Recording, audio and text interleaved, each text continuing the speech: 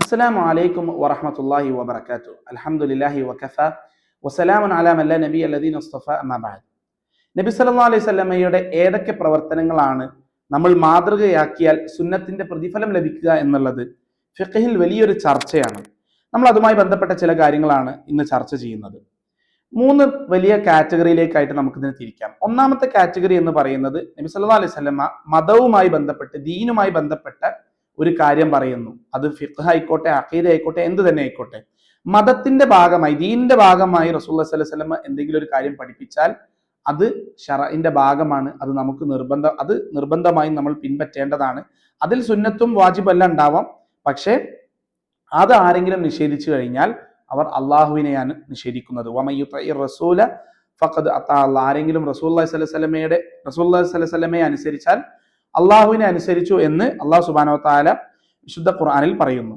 രണ്ടാമത്തെ കാര്യം, കൾച്ചറുമായി ബന്ധപ്പെട്ട് അല്ലെങ്കിൽ സംസ്കാരവുമായി ബന്ധപ്പെട്ട് റസൂലുള്ളാഹി സ്വല്ലല്ലാഹു അലൈഹി വസല്ലമ ചെയ്ത ചില കാര്യങ്ങൾ ഉണ്ടാവാം. അതിന്റെ വിധി എന്താണ് എന്ന് പണ്ഡിതന്മാർ പറയുന്നു. അത് നമുക്ക് എന്തല്ല, നിർബന്ധമായും ബാധകമല്ല.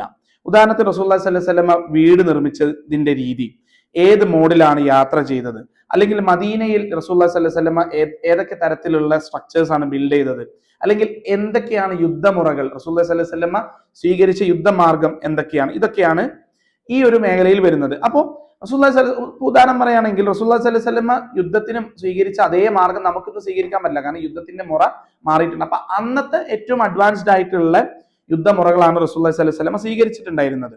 ഇത് എന്തായിരുന്നു? ഇത് സഹാബത്തിനും അറിയാമായിരുന്നു. റസൂലുള്ളാഹി സ്വല്ലല്ലാഹു അലൈഹി വസല്ലമ ചെയ്ത എല്ലാ കാര്യങ്ങളും, അല്ലെ ചില കാര്യങ്ങൾ കൾച്ചറുമായി ബന്ധപ്പെട്ടല്ലെങ്കിൽ റസൂലുള്ളാഹിന്റെ പേഴ്സണൽ ചോയ്സുമായി ബന്ധപ്പെട്ടതാണ്, അത് ദീന്റെ ഭാഗമല്ല എന്ന് സഹാബത്തിനും അറിയാമായിരുന്നു. ഇപ്പൊ സഹാബത്ത് റസൂലുള്ളാഹി സ്വല്ലല്ലാഹു അലൈഹി വസല്ലമക്ക് കഴിക്കാൻ വേണ്ടി ഒരു ഭക്ഷണം അല്ലെങ്കിൽ ഒരു ഇൻസെക്റ്റിനെ കൊടുക്കുന്നുണ്ട്. അപ്പൊ റസൂലുള്ളാഹി സ്വല്ലല്ലാഹു അലൈഹി വസല്ലം അത് കഴിക്കുന്നില്ല.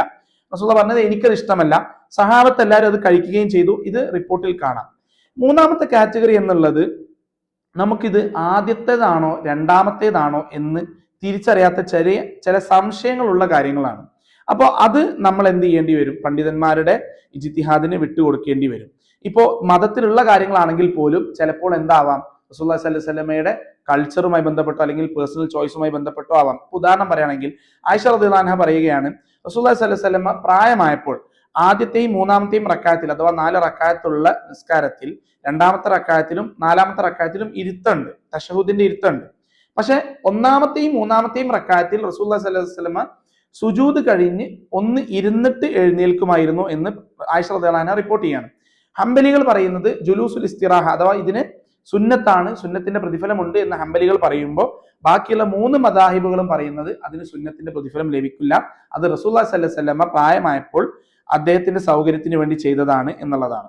റസൂലുള്ളാഹി സ്വല്ലല്ലാഹു അലൈഹി വസല്ലമ ഒരിക്കൽ കുറച്ച് കൃഷിക്കാരുടെ അടുത്തൂടെ നടന്നു പോകുമ്പോൾ അവര് ക്രോസ് ഫെർട്ടിലൈസേഷൻ ചെയ്യാണ്, ഈ പോളിനേഷനുമായി ബന്ധപ്പെട്ടില്ല. അപ്പോൾ റസൂലുള്ളാഹി സ്വല്ലല്ലാഹു അലൈഹി വസല്ലം പറഞ്ഞു, നിങ്ങളായിട്ട് എന്തിനാണ് ചെയ്യുന്നത്, അത് വെറുതെ വിട്ടൂടെ എന്ന് ചോദിച്ചപ്പോൾ കൃഷിക്കാർ എന്ത് ചെയ്തു? അതുപോലെ റസൂലുള്ളാഹി പറഞ്ഞതുപോലെ അനുസരിച്ചു. ആ വർഷം എന്തായി? വിളവെടുപ്പ് അത്ര നന്നായില്ല. ഇത് ചോദിച്ചപ്പോൾ, ഇത് അവർ റസൂലുള്ളാഹി സ്വല്ലല്ലാഹു അലൈഹി വസല്ലമയോട് വന്ന് ചോദിച്ചപ്പോൾ റസൂലുള്ളാഹി സ്വല്ലല്ലാഹു അലൈഹി വസല്ലം പറഞ്ഞു, ഞാനത് എൻ്റെ ഒരു അഭിപ്രായം പറഞ്ഞതാണ്. അൻതും അഅലമു ബി ഉമൂരി ദുനിയാക്കും, നിങ്ങളുടെ ദുനിയാവിനെ പറ്റി ഏറ്റവും നന്നായി അറിയുന്നത് നിങ്ങൾക്ക് തന്നെയാണ് എന്നുള്ളതാണ്.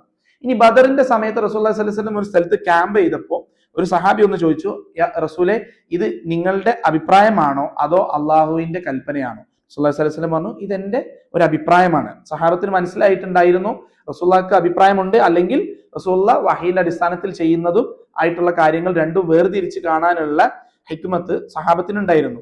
റസൂലുള്ളാഹി സ്വല്ലല്ലാഹു അലൈഹി വസല്ലമക്ക് ഷറയിൽ, അല്ലെങ്കിൽ പണ്ഡിതന്മാർ പഠിപ്പിക്കുന്നത് കാണാം, ഷറയിൽ റസൂലുള്ളാഹി സ്വല്ലല്ലാഹു അലൈഹി വസല്ലം ഒരു കാര്യം പറയുകയും പിന്നീട് അല്ലാഹു സുബ്ഹാനഹു വ തആല അതിനെ എതിർക്കാത്തിടത്തോളം കാലം അത് നമുക്ക് ഷറ തന്നെയാണ്, നമ്മുടെ ശരീഅയുടെ ഭാഗമാണ് എന്ന് പണ്ഡിതന്മാർ നമ്മളെ പഠിപ്പിക്കുന്നു.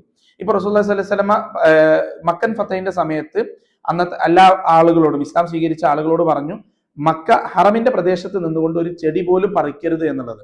അപ്പൊ അബ്ബാസ് റളിയല്ലാഹു അൻഹു റസൂലുള്ളാഹി സ്വല്ലല്ലാഹു അലൈഹി വസല്ലമയോട് ചോദിക്കുകയാണ്, ഇദ്ഖിർ എന്ന് പറയുന്ന ഒരു ചെടി ഉണ്ട്, അതൊന്ന് ഒഴിവാക്കണം, കാരണം അത് നമ്മുടെ ഭക്ഷണത്തിന് ആവശ്യമുള്ള ഒരു ചെടിയാണ്. അപ്പൊ റസൂലുള്ളാഹി സ്വല്ലല്ലാഹു അലൈഹി വസല്ലം പറഞ്ഞു, ഓക്കെ, എങ്കിൽ ഇദ്ഖിർ അതിൽ നിന്ന് ഒഴിവാണ് എന്നുള്ളത്.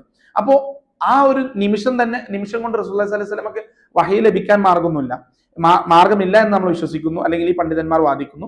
അതുകൊണ്ട് റസൂലുള്ളാഹി സ്വല്ലല്ലാഹു അലൈഹി വസല്ലം അത് ഷറഇന്റെ ഭാഗമായി പറയുകയും എന്നാൽ അത് പിന്നീട് അള്ളാഹു അതിനെ നിഷേധിക്കാത്തടത്തോളം കാലം അത് ഷറആയി നിലനിൽക്കും എന്ന് പണ്ഡിതന്മാർ നമ്മളെ പഠിപ്പിക്കുന്നു.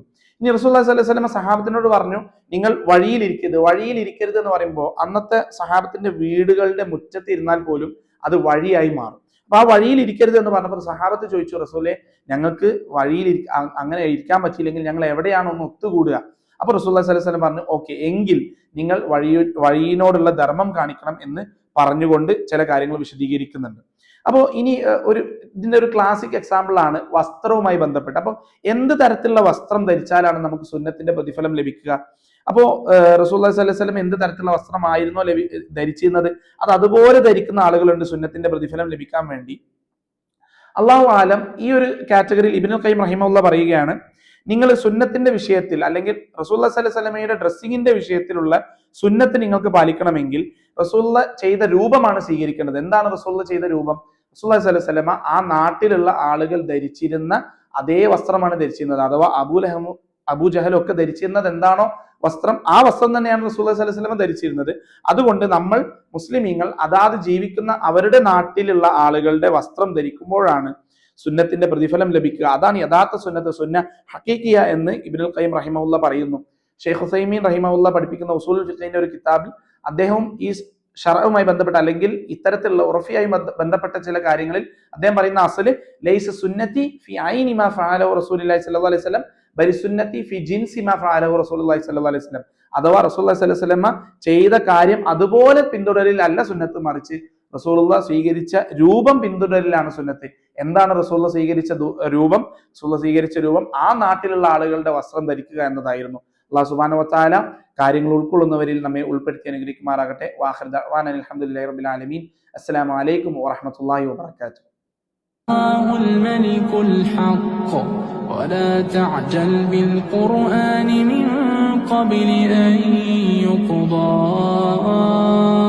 إليك وحيه وقل رب زدني علما.